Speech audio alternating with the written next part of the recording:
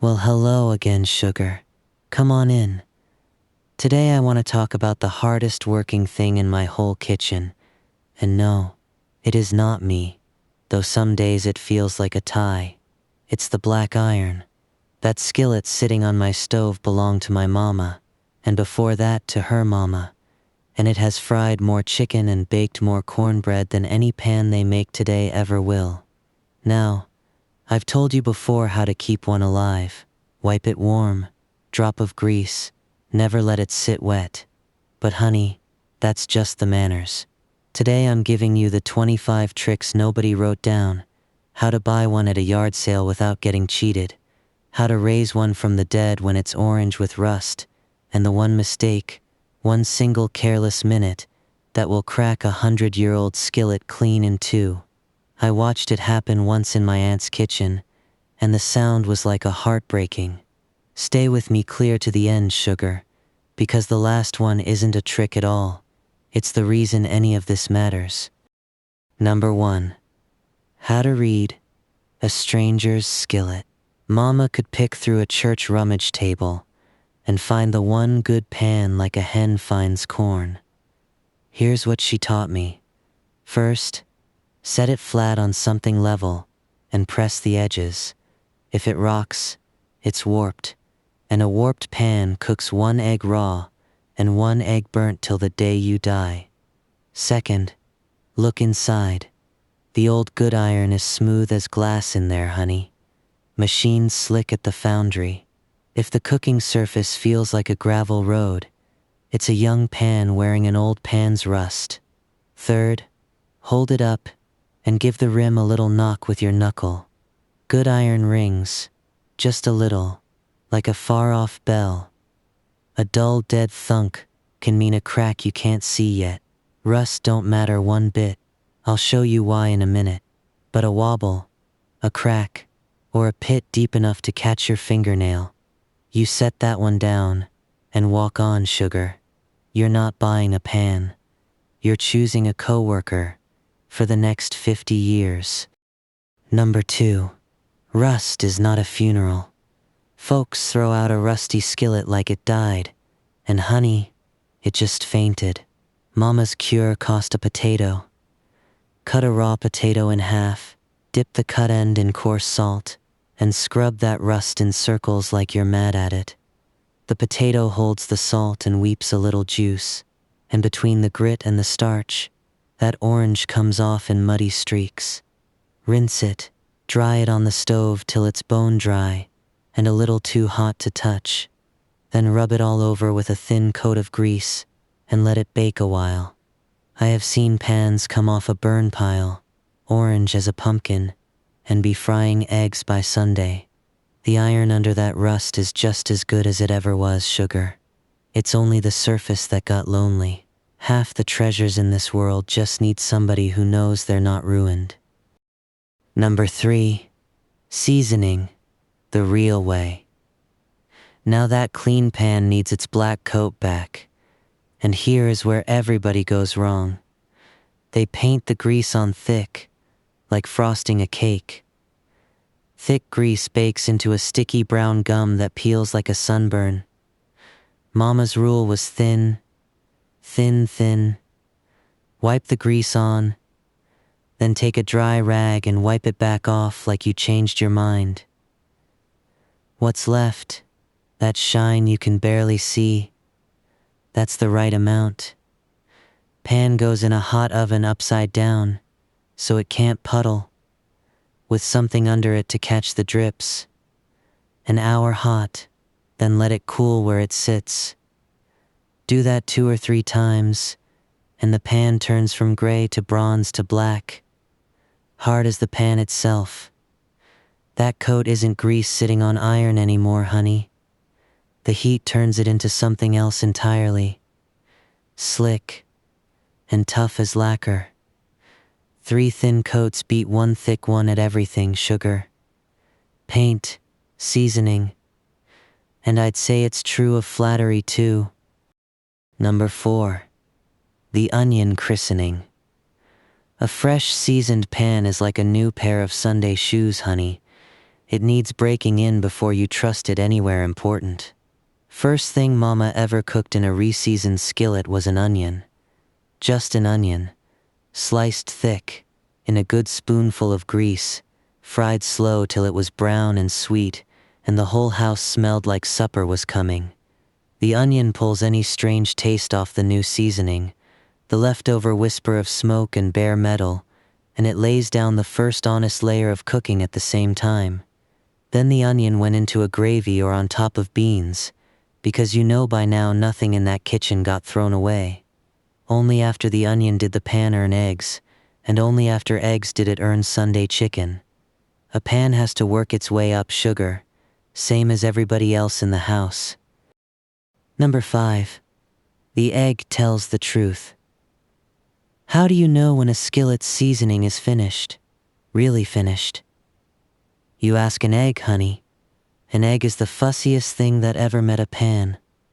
Warm the skillet slow, a little grease, and crack one in. If that egg sets up, loosens itself, and slides when you tilt the pan, like it's skating, your seasoning is done, and you can cook anything in there, even the sticky things, even a fish. If it grabs and tears, and leaves half itself behind, the pan's not ready. Go back and give it another thin coat. Mama never once said a pan was finished. She'd say the pan ain't answered yet. The egg was the answer. And here's the sweet part, sugar. Every egg you fry makes the answer better, because cast iron is the only pan ever made that improves by being used. Everything else in the store wears out. This one wears in.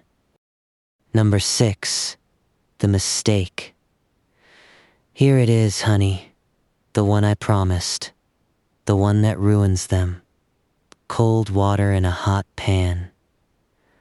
I was in my Aunt Ida's kitchen when she did it. Skillet smoking hot from frying. She was in a hurry.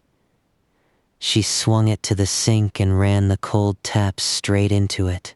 There was a crack like a rifle shot, and her mama's skillet, near 100 years old, lay in the sink in 2 pieces. She sat down on the kitchen floor and cried, and I cried with her. Iron is strong, sugar, but it is not flexible. When one part of it shrinks cold while the rest is still swole up with heat, something has to give, and it gives all at once. So hear me. A hot skillet waits. It waits on the stove till it's just warm, and then it gets its wash. There is nothing in your sink that can't wait 10 minutes, honey.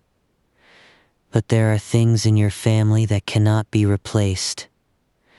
That is the whole lesson of the black iron, and it only costs you a little patience.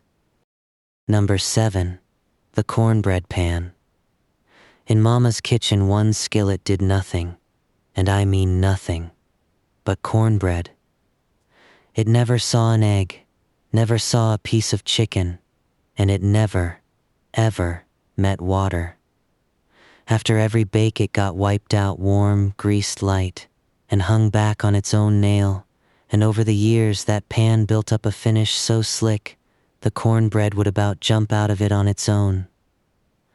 One purpose, no washing, and every bake making it better for the next one. Folks pay good money now for special pans with special coatings, honey, and Mama made a better one out of repetition and respect. If you love cornbread, and I know you do, give one pan that single job and don't let anything else touch it.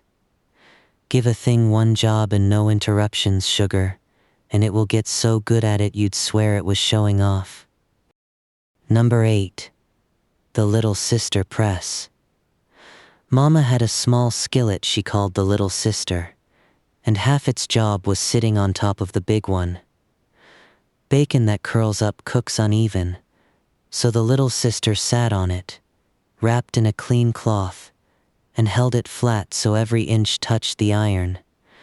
A grilled cheese with the little sister on top came out pressed and golden clear across, like from a fancy machine. Half a chicken cooked under that weight got crispy everywhere at once, and supper came off the stove in half the time, which mattered when there were 6 hungry young ones circling the kitchen like buzzards. They sell a bacon press now, cast iron, shaped like a pig, for near $20. It's a small skillet with a decoration on it, honey. Put your little pan to work on top of your big one, and keep the $20. In Mama's kitchen, even the pans helped each other, sugar. That was the rule for everything in that house. Number 9. Coals on the lid. Before I ever saw a store-bought oven, Mama's mama baked in the fireplace with a cast iron pot, and the secret was on top. Anybody can set a pot on coals, but that only gives you heat from below. Burnt bottom, raw top. The old women shoveled coals onto the flat lid too, more on top than underneath, and that turned the whole pot into an oven, heat wrapping all the way around. Biscuits in a pot on the hearth, golden on every side. When the church had its homecoming suppers outdoors, the women baked cobblers that way in the yard, and honey, folks would walk past a table of store cakes to get to that cobbler. If you ever cook camping or the power goes out, remember, the heat goes on top too. The old ways don't need electricity, sugar. They just need somebody who remembers them. Number 10. The skillet is the pie plate. Mama never owned a proper pie dish that I remember, and she never needed one. Pie and cobbler went straight into the deep skillet, and it beat glass and tin at the only thing that matters, the bottom crust. A skillet holds heat heavy and even, so the bottom bakes crisp and brown instead of pale and soggy, and you can start that crust right on the stove eye for a minute before the oven, which no glass dish in this world will let you do. Apple pie, blackberry cobbler, and the upside-down cakes, sugar and butter bubbling in the iron with the fruit laid in, batter over top, and the whole thing flipped out glossy as a picture. And the skillet went from oven to table, keeping the pie warm through both rounds of dessert.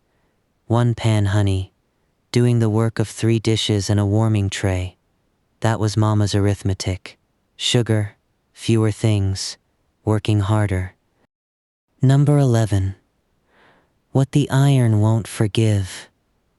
Now the black iron is patient, but it has 2 enemies. And Mama taught us both. The first is the long acid simmer. Tomatoes, vinegar, anything sharp.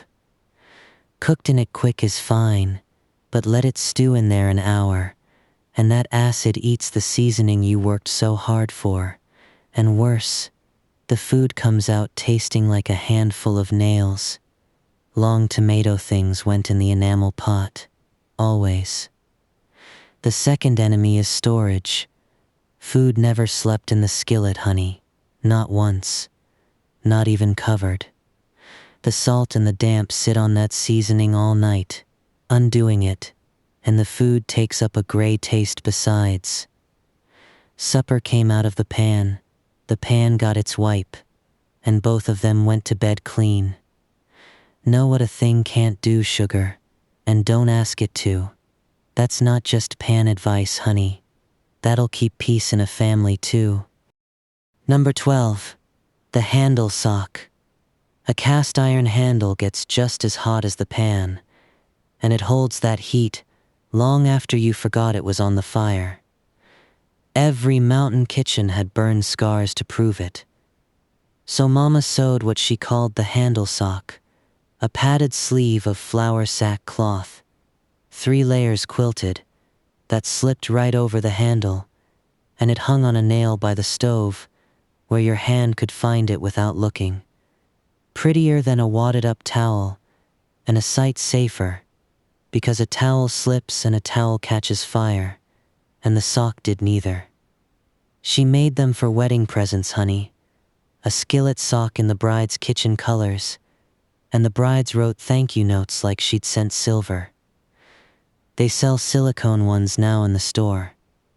Mama's was free, made from a dress I'd outgrown, and when I use the one I still have, I'm holding her hand a little. Sugar. That's the part the store can't sell you. Number 13, the skillet comes to the table. Fancy folks had serving dishes. Mama had physics, honey, though she'd have swatted me for calling it that. Cast iron holds its heat the way a rock holds the sun, so the skillet came straight from the stove to a folded cloth in the middle of the table, and supper stayed hot from the blessing clear through second helpings. With 6 children eating in shifts of hungry, that mattered. Fried potatoes in March, when the house was cold, were still steaming when the slowest child, and that was me, Sugar, got her second plateful. And one less dish to wash, which whoever's turn it was appreciated deeply. It came back around in style, you know. The restaurants serve things in little skillets now, and charge extra for it. I laugh every time, honey. Mama set that table her whole life, and never once called it presentation. Number 14, the bed warmer. Here's one for the young folks who think grandma's tricks stop at the kitchen door. Mountain winters got into your bones, and the bedrooms had no heat but what the chimney shared. So at bedtime, Mama would warm a skillet on the stove, not hot, just good and warm, wrap it in a flannel, and run it between the sheets at the foot of the bed like she was ironing them. By the time you got in, honey, the bed was warm as a cat, and that wrapped iron stayed against your feet half the night, letting go of its heat slow, the same way it holds heat slow at the stove. We'd race to be first tucked in on skillet nights. 90 years of fancy inventions, Sugar, and no electric blanket ever felt as good as warm iron, and your mama tucking the quilt under your chin. Some of that warmth wasn't coming from the pan, honey, but some of it was. Number 15, the dancing water. No thermometer in Mama's kitchen, honey, and none needed. When she wanted to know if the skillet was ready, she wet her fingers and flicked a few drops in, and the water told her everything. If the drops sit and lazy and steam away, the pan's not ready. Food will soak instead of sizzle. If they spit and vanish the second they land, it's getting close. But if the drops beat up and dance, skitter around the pan like living things, that's the one, Sugar. That's frying weather. There's real science under that. The pan's so hot, the drop rides on its own little cushion of steam, but Mama just called it asking the pan. 3 drops of water, honey, and you never lay chicken into a pan that isn't ready for it. The pan will always tell you the truth if you know its language. Number 16, the kraut weight. Come cabbage time, the big crock came out, and Mama put up sauerkraut, and kraut has one rule: the cabbage stays under its brine, or it spoils. The old women used a scrubbed river stone for a weight, but Mama used what she trusted: a plate laid on the cabbage, and a clean skillet set on the plate. Iron is heavy, honey. That's most of its personality, and that skillet held everything down snug, while the crock worked its magic in the pantry. That plate and pan riding lower as the weeks went by. She did the same on pressed chicken, and on anything a recipe wanted weighted. Folks buy special fermenting weights now, little glass pucks, $10 for 2. Look at your pot rack first, Sugar. The heaviest thing in your kitchen has been volunteering for that job all along. Number 17, Sunday chicken, the iron way. Fried chicken is where a skillet earns its keep, and Mama had 3 rules nobody wrote down. First, The fat came up only about halfway on the chicken. This is skillet frying, not drowning. The pan does half the cooking through the iron itself. Second, the lid went on for the first half. I know the crispy people just gasped, "Honey," but the lid holds the steam that cooks the chicken clear to the bone, and then it comes off for the second half, and the crust dries crisp as autumn leaves. Third, she tested her grease with a cube of yesterday's bread. If the bread browned in the time it took her to hum a verse of Amazing Grace, the fat was right. Too fast, burnt crust and raw middles. Too slow, greasy chicken, and Mama would sooner serve nothing. Deep pan, half fat, lid then no lid, and the bread cube, sugar. That's the whole hymn. Number 18.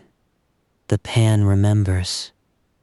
One skillet cooked most every meal, so Mama planned the day in an order that used it, and this is a trick nobody thinks to say out loud. Morning went bacon first, then eggs in the bacon grease, then the pan wiped and ready. Whatever fried at dinner left its goodness for supper's potatoes, and the potatoes fried in it came out tasting like everything good that happened in that kitchen all day. She called it the pan remembering. Cook your plain things after your flavorful things, and the skillet hands the flavor forward, free of charge. It's the opposite of a new pan, honey, where every meal starts from nothing. In Mama's kitchen, no meal started from nothing. Sugar. Every supper stood on the shoulders of breakfast. Saved grease, saved flavor, saved washing in between, and I do believe that pan knew more recipes than most cooks I've met. Number 19. The gem pans. The skillet had cousins, honey. Mama's muffin pan was cast iron too. The old folks called them gem pans, heavy as a Bible, 7 little cups. And the trick that made them sing, the empty pan went into the oven first, all by itself, with a dab of grease in each cup, till it was smoking hot. Then the batter went into that hot iron, and it hissed like rain on a stove, and every muffin got a crust all the way around, bottom, sides, and all, crisp as the edge piece of cornbread that everybody fought over. Corn sticks came from an iron pan shaped like little ears of corn, and hoe cakes the same way. A cold tin pan gives you pale little sponges, sugar. Hot iron gives every single muffin a crown. Same batter, honey. Entirely different breakfast. The pan matters as much as the recipe, and don't let any cookbook tell you otherwise. Number 20. Every pan its own nail. Cast iron never got stacked in Mama's kitchen, honey. And here's why that's not just tidiness. Stack iron wet, even damp, even just damp from the air, and where the pans touch, the rust starts, hidden, right where you can't see it working. And stacked pans grind against each other, scratching at the seasoning every time you pull one out. So every pan had its own nail on the wall by the stove, and the kitchen air kept them dry all over. You could read that wall like a clock, honey. Which pan was missing told you what was cooking. If you haven't the wall for nails, sugar, do what Mama's sister did in her little house. A folded cloth or a sheet of paper between every pan in the stack, so iron never sleeps against iron. They need to breathe, Mama said. Most things do, honey. Most things do. Number 21. Why Grandma's is smoother. Run your thumb inside an old family skillet, then inside a brand new store one, and honey, you'll think they're different inventions. The old foundries ground and polished the cooking surface after casting, slick as a creek stone, and that's the pan your grandma had. New ones mostly skip that polish, so they come out pebbly as a gravel road, And folks blame themselves when eggs stick to a surface that was never finished. So if a new pan is what you have, don't despair, sugar, and don't return it. Some patient somebody with a bit of sandpaper can smooth that cooking surface down before the first seasoning, the way my cousin's boy did to his, and after its coats of seasoning it fries near as sweet as mama's. But the better trick is the one from number 1, honey. The yard sales and the church rummage tables are full of that beautiful old polished iron, priced like nobody knows what it is. Be somebody who knows. Number 22, the resurrection toast.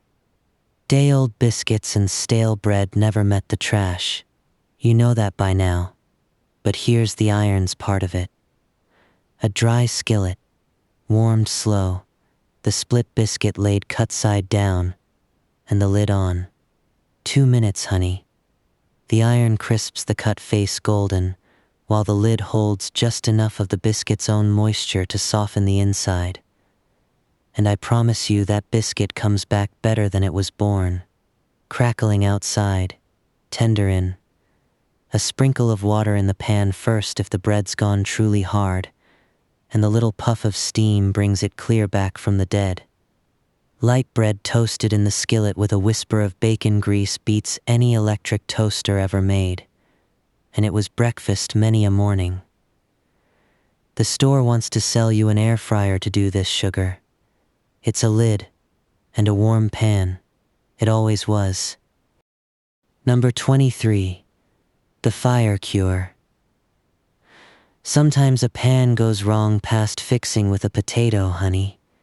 Seasoning laid on too thick by somebody who meant well, gone gummy and sticky, or flaking off in black freckles into the food, or a pan that spent years wearing old burnt grease like a crust.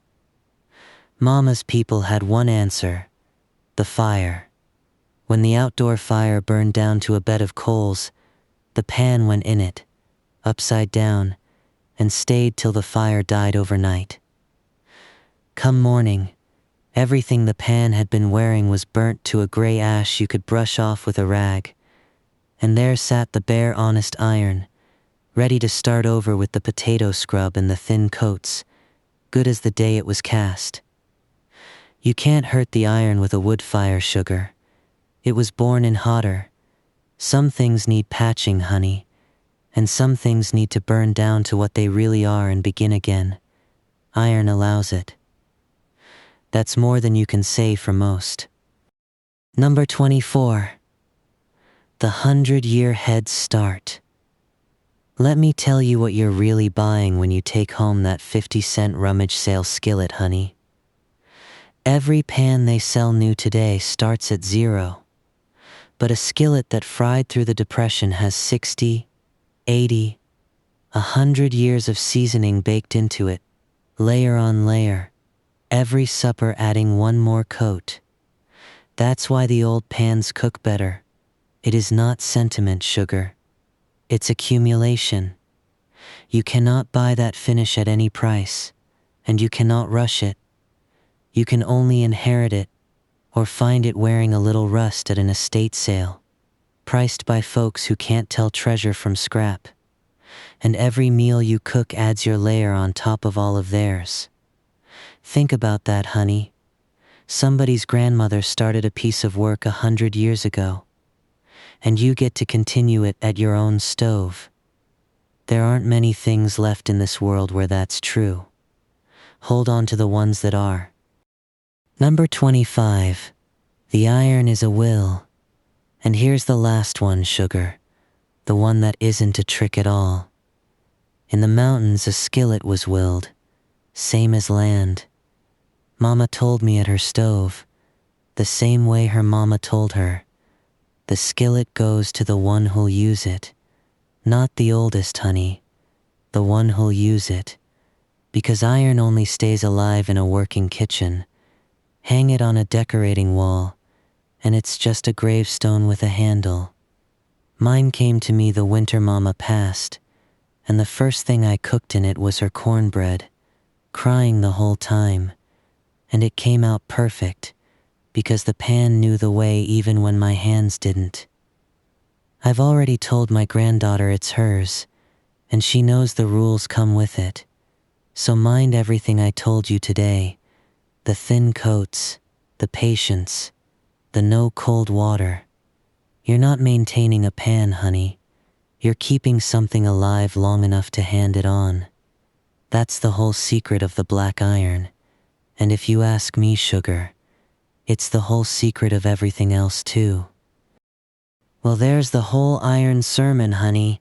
25 tricks and 1 broken heart in Aunt Ida's sink to remind you why they matter. Now I want to hear from you, and I mean it. Go look at your skillet, or your mama's, or your grandma's, and tell me down in the comments whose it was first, and what it cooks best. I read every one of them with my evening coffee, and honey, your stories are better than television. If you learned even one thing today, you hit that like button, and if you want to keep a hold of the old ways with me, you subscribe, and bring somebody young back with you next time, because these things only stay alive if we hand them on, same as the iron. Next time, I believe I'll tell you what Mama kept in her pantry that never came from any store, and how she put up a whole winter's eating with no freezer at all. You won't want to miss that one, sugar. This is Granny Pearl, and my chair is always here. Bless your heart for sitting with me, honey. Now go fry something.